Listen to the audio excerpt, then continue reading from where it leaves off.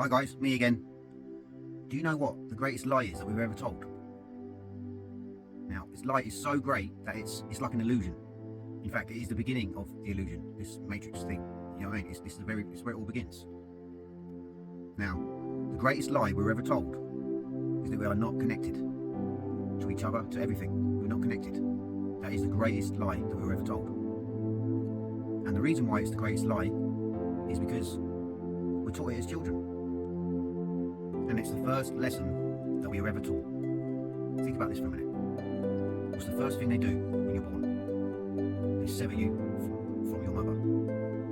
Second thing they do, they take you from your mother's arms. And the third thing they do, they stop you from having natural breast milk taken from your own mother. Seems normal, doesn't it? But it's not. We have learned to make this acceptable. We've learned this. You don't need to cut the umbilical cord. A long time ago, we would allow it just to fall off, and it would naturally just fall off, because inside the placenta, there's still vital nutrients that the baby needs that you don't get anywhere else. Plus, number two, they take you from your child, take your child from you to weigh it and measure it in every other way they possibly can. So that's the second one. Taking away vital time with the mother. And the third thing they do, they give you these formulas. Instead of breastfeeding, they give you these nasty formulas with all this toxic stuff in that the baby doesn't even need. It needs breast milk from its mother. So before the baby's even opened its eyes, it's lost 3 vital connection forms of connecting with the mother straight away. Sever the umbilical cord, remove it from the mother's arms, don't give it the mother's breast milk. 3 vital ways that the baby intimately connects with the mother.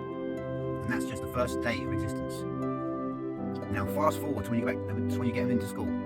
Now you've got different religions, different classes, different colours, different creeds, different backgrounds.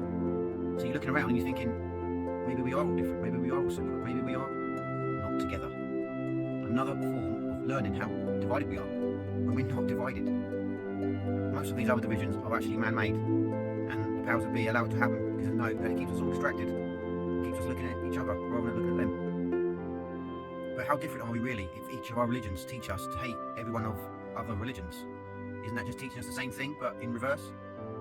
We are not different because of the country that we come from or the currency that we spend, because as we all really know about it right now, that's all that matters. How much money can we get and how quickly can we get it? We work for pieces of paper and we spend numbers on a computer screen, and these days you can buy anything from a household blender to a Chinook helicopter, and a lot of people are selling their souls right now and they don't even know about it. I mean, you can see it in the very eyes of the people you worship. All these singers and these actors and these false idols, all these people that you follow.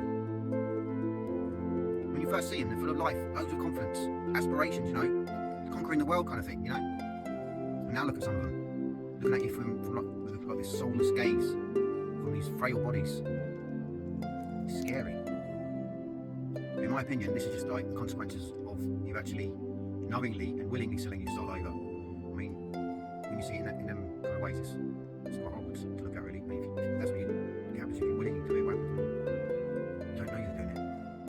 And even with the slightest differences between walking the path and knowing the path, knowingly walking the wrong path has got to be a surefire way of getting into heaven, to getting into hell, isn't it? But because there is doubt, there will always be faith. And because there is fear, there will always be hope. And because there is darkness, there will always be that everlasting light. And it only takes a spark, just one tiny, insignificant flame, to ignite the inferno of 1 billion hearts. Can you be that flame? That is the question that Yahuwah asks you. In fact, that's the question that you ask yourself every single day. Can I stand alone now against an impossible threat that even grows as we speak? Well, I like to think of it like this. The more evildoers there are, the more divided their power is. And the less righteous that walk the world, the stronger Yahuwah is with them. So 1 of us equals 10 of them. But now is not a time to hate our enemies. It is not a time to fear what more can be taken from us. Now is the time to search your soul and find that fire. That one thing that you feel that you are destined to do.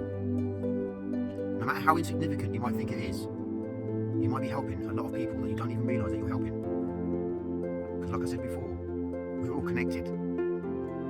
Whenever you get that feeling that you've got to be somewhere sometimes, there's a reason for it. And most of us just ignore it. And that's probably why the world is in such a state that it is. So I say, find that light, hold it up as high and as proudly as you possibly can. Because not only does Yahuwah walk beside you, when you look behind yourself, you'll see a billion tiny lights.